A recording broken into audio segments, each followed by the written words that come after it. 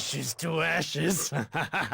Here it is, everyone. Episode 6. I covered all 5 episodes prior, and this is the conclusion. My in-depth analysis of Tekken Bloodline, the final episode. We get a glimpse at Devil Jin in all its glory, with a red highlight around him with Ogre's eyes peering in from the darkness. This episode picks up exactly where the last one leaves off, with Ogre coming in from the sky above. He senses all the fighting that everyone is doing, and he comes to consume the Devil Jin. That is what brings him out of this portal. Now, one thing about this portal too, I covered it way back in episode 1, but when he was fighting Jun Kazama tried to sacrifice herself and take out Ogre with him. Ogre teleported and went up to this portal. We don't know what this is or where it goes,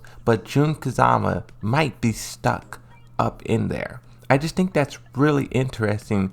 One, because all we know right now is Ogre the only one who can open this, and Ogre's gone. So if Jun Kazama is to escape from this hole in the sky, who else can open it? Heihachi's picking up the amulet and he's smiling. This is the moment he's waiting for. Now Jin is not scared. He's trained for this. He prepared for this moment for a very, very long time. I didn't actually catch this before, but Ogre says something. I'm not sure if the subtitles explains what he says, because I know Ogre, he speaks Japanese backwards, so maybe the translation explains what he says. After the intro, we get this shot of Jin rushing Ogre, full speed, no fear. He throws a quick string and Ogre blocks it all and punishes. One big hit, you can see that big aura, and then another just as massive hit sends Jin flying all the way into the wall. I really like how this is like real, like Dragon Ball Z right here. Boom, big explosion. One of the major criticisms I have with this is when everyone see Jin get slapped into the wall like that, they start running in to help. Xiao Yu and Harong is rushing, but they're stopped by Heihachi. Now, when this happened, I thought Heihachi was gonna fight them. As you have the main fight between Jin and Ogre, you have the sub fight between Heihachi and Xiao Yu and Harong. Heihachi simply tells them, this is Jin's fight. Jin fights alone. Paul Phoenix steps up and says, "You can't be serious, Heihachi. He needs... We will not interfere." Now, the fact that this is all Heihachi says to them and they stop is just, I feel like there was supposed to be a fight here, but the budget just didn't allow that. This line from Jin was the best. The last time we fought, you were attacking a child. Not so easy now. Huh, Ogre? That sort of confidence that Jin brings to the scene is what really makes it so enjoyable. Now, Ogre does a few strings of kicks. You guys let me know, is this Baek Do-san's fighting style coming through? It looks like it just from how he's using his legs. This kick right here for sure, that looks like Baek Do-san. Because when Ogre steals your aura or whatever he does, he's kind of taking your fighting style too. Ogre is a combination of many things. So throughout this fight, he may be using a lot. This may even be Lei Xiaolan here. This could probably be that, now that I think about it. Here you have another instance of Paul Phoenix being worried. He's getting killed out there. He runs with his hands up trying to intervene. Heihachi, once again, he just says no. That's all he says, is just no, and that stops him. I can't get past how odd it is that Heihachi simply stops them with a no. Especially when you see this. This is Jin's fight to win or lose, and then you cut to Ogre slamming him around like the Hulk did Loki in the first Avengers. If I'm Xiao Yu, if I'm Harong, if I'm Paul Phoenix, I would hit Heihachi with a death fist from behind. That would probably take him out. I kind of like here how you have Heihachi talking in the background. He says you must purge the Kazama pacifism and stoke your Mishima fire. And it has Heihachi standing right here, and then Jin stands up like kind of in front of him. And then you have this shift here where Jin is starting to use his hop kicks, and he's kind of combining both fighting styles, the Mishima and the Kazama, to defeat Ogre. That's what really makes Jin so cool, is that he knows both. He's a Kazama and he's a Mishima.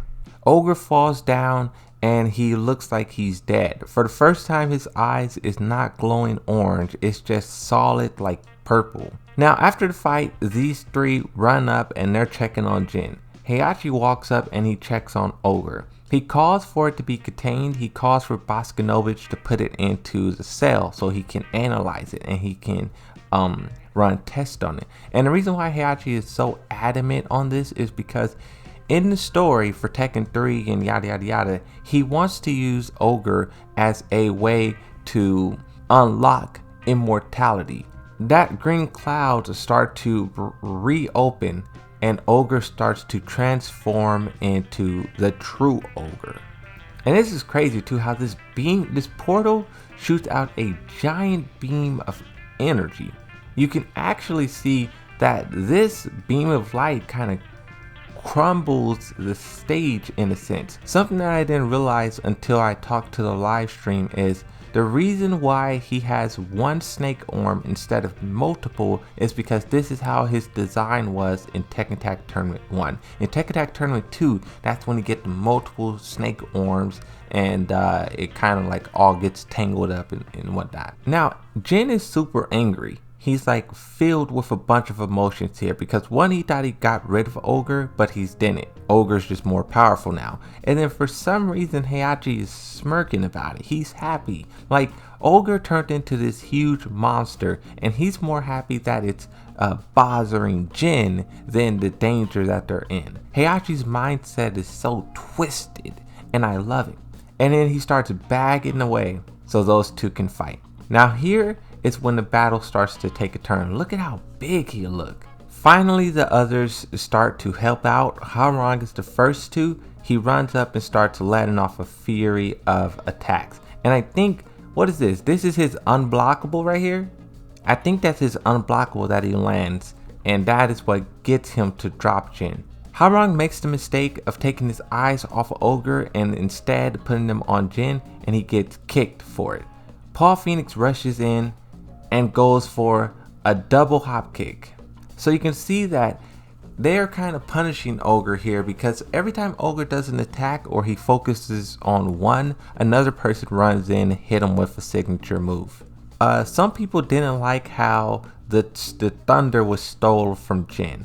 If the other three didn't get involved, Jin would have lost this fight. Ogre would have stomped on him, would have taken his power, taken the double chain or whatever his plan is and left. Some people like Tekken 3 better because in Tekken 3, Paul Phoenix 1v1's Ogre, and then Jin comes around and 1v1's Ogre. But I feel like the reason why they changed it to make Jin sort of be out here is because they want the story to have its ups and downs, to be a rolling coaster, right? They kind of gotta tell a story. It's different from the video games where you can write down on paper, Paul Phoenix wins, Jin wins. But when you have to explain that and choreograph that, you do have to change it a little bit.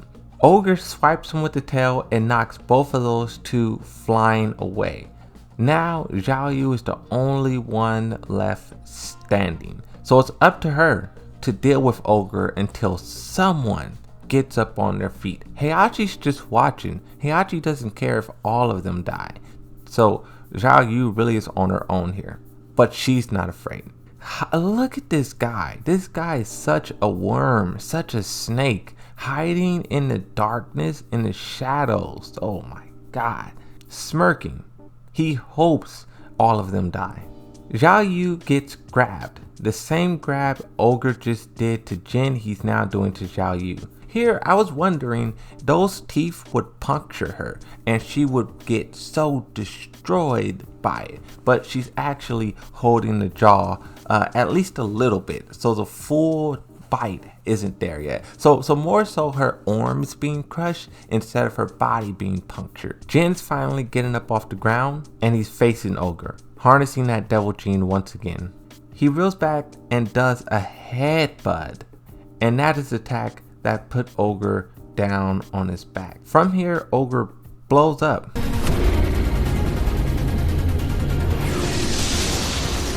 It sends this sort of lightning up into the sky and a cloud fades. Another opinion that I had too is this lightning is Ogre escaping. Maybe he's not truly dead, maybe he's not truly gone, but he's just escaping back to there. And the reason why we don't see him anymore is because maybe he's afraid of Jin. So maybe if they do open up this void and they go into it, who knows, maybe Ogre will be there waiting for them. But this time the fight's going to take place in his territory, in his dimension. And maybe he's more stronger because of it. Who knows? I just think it's cool to speculate about what this sort of green cloud is. Now Heihachi finally walks out of the shadow because, you know, Ogre loses. But what he does here was just so crazy. He's talking to Jin, sort of having a back and forth, telling him how he's disappointed, how he failed Jun Kazama, he failed him. And basically in this moment, Heihachi is just saying everything he can to hurt Jin. And Jin, you know, is kind of like, he doesn't, look, you can see the hand motion. He doesn't care. He no longer wants exception. He no longer wants to be a Mishima. He just wants to be himself, do his own thing. And Heihachi's response to this is to reach in his pocket or his pouch and pull out a desert eagle. Oh my god. I think it's so fascinating how a character can be so powerful, but then a gun can stop them. These characters can bounce around, do all this crazy stuff, summon lightning, but they're still susceptible to a bullet. Heihachi pulls the trigger. Boom! Jin falls down. Heihachi throws the gun and he starts celebrating. He starts talking about how he's Heihachi, he's the best, you know, this, that, and whatever.